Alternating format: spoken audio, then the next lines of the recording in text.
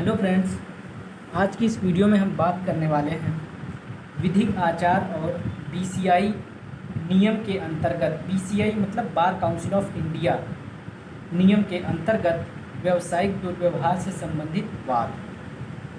Professional ethics and cases of professional misconduct under BCI rules. ठीक है, आप law के स्टूडेंट हैं, आपको ये बेहद जानना ज़रूरी है। या तो आप एलएलबी कर रहे हैं, या तो एडवोकेट बनने के लिए, या फिर पीसीएसजे की तैयारी करेंगे और जज बनने के लिए। ठीक है, तो आप लोगों को ये जानना बेहद ज़रूरी है। मतलब जो एडवोकेट हैं उनका कार्य क्या है, ठीक है, और वे जो है लॉ के अंतर्गत ही जो है अपना या तो क्रिमिनल लॉयर बनते हैं या फिर है ना इनकम टैक्स लॉयर। तो कई प्रकार के जो एडवोकेट होते हैं वो अपने मुवक्किल के साथ जो है कैसा व्यवहार करें और उनका जो है कार्य या फिर उनका जो केस रहता है उनके केस की जो है सुनवाई कैसे करें, वो सारी जानकारी आपको इस वीडियो के माध्यम से जानने को मिलेगी। और अगर आप हमारे चैनल पर पहली बार आए हैं तो चैनल को सब्सक्राइब जरूर करिएगा और साथ में बेल आइकन जरूर प्रेस करिएगा, ताकि जब भी मैं वीडियो अपलोड करूं आपको नोटिफिकेशन के माध्यम से जानकारी मिल जाए और आप तुरंत वीडियो देख सकें, टाइम से वीडियो देख सकें। तो चलिए बात करते हैं एडवोकेट और मुवक्किल के बीच जो है कैसे संबंध होते हैं। ठीक है, तो वीडियो में एंड तक बने रहिएगा। भाई अधिवक्ता और अधिवक्ता और मुवक्किल, ठीक है, तो ध्यान से सुनिएगा। अधिवक्ता का यह कार्य है कि वह अपने मुवक्किल के लिए न्याय प्राप्त करने हेतु विधि के अनुसार पैरवी करे। पहला पॉइंट इम्पॉर्टेंट है, ठीक है, ये आपको ध्यान में रखना होता है।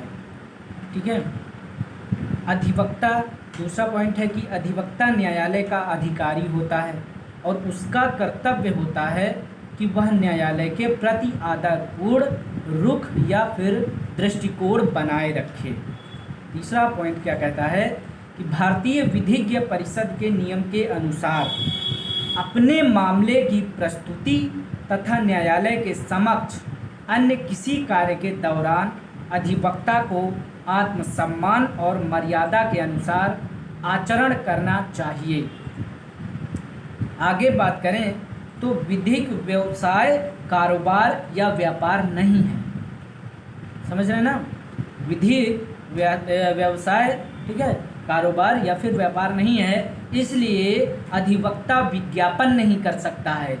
इस बात का उल्लेख भारतीय विधिक परिषद के नियम 36 में उल्लिखित किया गया है। विज्ञापन, परिपत्र, दलाल, निजी संसूचनाएं, निजी संबंधों द्वारा अनावश्यक साक्षात्कार, समाचार पत्रों में प्रेरित करने वाली टिप्पणियों अथवा जिन मामलों में वह वचनबद्ध अथवा संबंधित है के संबंध में अपने फोटोग्राफ प्रस्तुत करने के रूप में मना किया गया है। मतलब आप समझ गए होंगे, मतलब कि जो विधिक है ये व्यवसाय या कारोबार या फिर व्यापार नहीं है। ठीक है, और इसलिए जो है अधिवक्ता जो है विज्ञापन भी नहीं कर सकता है, ये विधिक मान्य नहीं करता है। ठीक है, अलाउ नहीं करता है। फिर भारतीय विधिक परिषद के नियम 36 में जो है ये चीज़ उल्लिखित भी किया गया है। ठीक है, आप पढ़ सकते हैं। और ये भी बताया गया कि विज्ञापन, परिपत्र, दलाल, निजी संसूचनाएं, निजी संबंधों द्वारा अनावश्यक साक्षात्कार, ये सारी चीज़ें जो है, ठीक है, इनसे अथवा या इनसे संबंधित जो है, इनके संबंध में जो है अपने फोटोग्राफ जो है प्रस्तुत करने के रूप में भी मना किया गया है।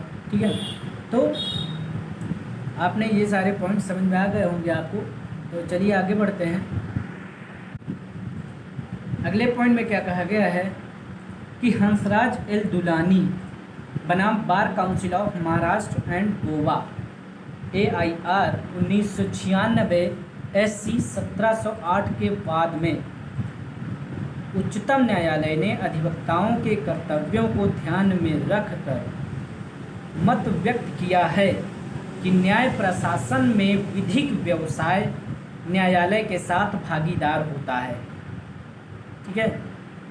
और अधिवक्ता अधिनियम 1961 की धारा 4 में भारतीय विधिज्ञ परिषद के संस्थापन का उपबंध किया गया है।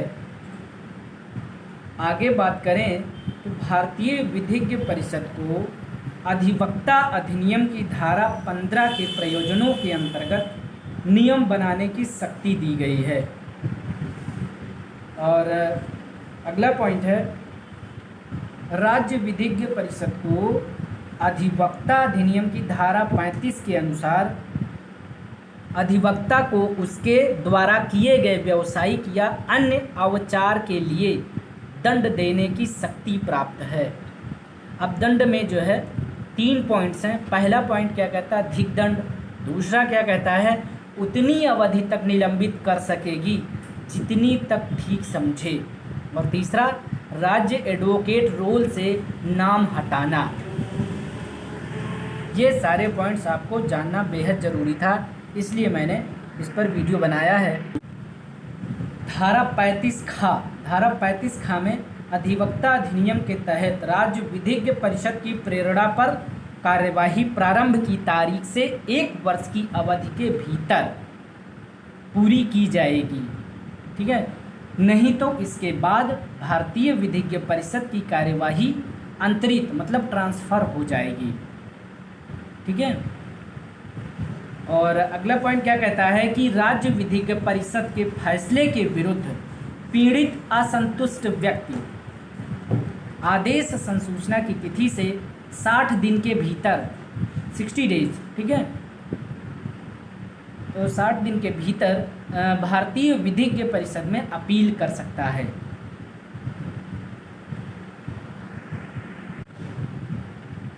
अगला पॉइंट है, अधिवक्ता अधिनियम की धारा 44 अनुशासन समिति द्वारा पारित आदेश के पुनर्विलोकन का अधिकार देती है। अनुशासन समिति 60 दिन के भीतर स्वप्रेरणा से या फिर अन्यथा, ठीक है, पुनर्विलोकन कर सकेगी। परंतु राज्य विधिज्ञ परिषद के अनुसार या राज्य विधिज्ञ परिषद के अनुशासन समिति का ऐसा कोई पुनर्विलोकन आदेश तब तक प्रभावी नहीं होगा जब तक भारतीय विधिज्ञ परिषद द्वारा अनुमोदित ना कर दिया गया हो। मतलब राज्य विधिज्ञ परिषद के अनुशासन समिति का जो कोई ऐसा पुनर्विलोकन आदेश तब तक प्रभावी नहीं किया जाता है, तब तक प्रभावी नहीं किया गया है जब तक भारतीय विधिज्ञ परिषद द्वारा अनुमोदित ना कर दिया गया हो। ठीक है। आगे बात करते हैं कि मी जी के बाद AIR 1954 SC 557 में मुवक्किल और अधिवक्ता के बीच हुए करार के अंतर्गत अधिवक्ता को शुल्क के रूप में 9400 दिए जाने थे। मतलब कितने रुपए? 9400 रुपये दिए जाने थे तथा मुकदमे से प्राप्त धन का 50% उन अधिवक्ताओं को प्राप्त होने थे। अधिवक्ता का यह कार्य व्यावसायिक विचार प्रोफेशनल मिसकंडक्ट माना गया और करार लोक नीति के विरुद्ध होने के कारण अवैध और शून्य ठहराया गया। आगे बात करें तो AS मोहम्मद रफ़ी बनाम state of Tamil Nadu AIR 2011 SC 308 के बाद में उच्चतम न्यायालय निर्णय दिया कि बार एसोसिएशन का संकल्प की अधिवक्तागण किसी विशिष्ट अभियुक्त व्यक्ति का बचाव नहीं करेंगे, व्यावसायिक अवचार के विरुद्ध तथा संविधान और संविधि के विरुद्ध होने के कारण शून्य है। ठीक है। आगे बात करने वाले हैं वैश्वासिक संबंध के बारे में, फिड्यूशियरी रिलेशन के बारे में। अब वैश्वासिक संबंध मतलब फिड्यूशियरी रिलेशन क्या है? अधिवक्ता और मुवक्किल के बीच वैश्वासिक फिड्यूशियरी रिलेशन होता है। यह विश्वास पर आधारित होता है और अत्यधिक सद्भाव की अपेक्षा की जाती है।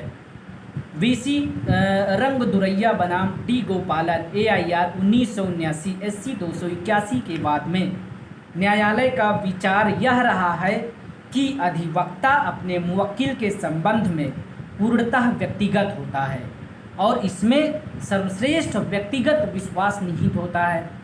तो भारतीय विधिज्ञ परिषद के नियम 14 और नियम 15 में वैश्वासिक संबंध को ध्यान में रखा भी गया है।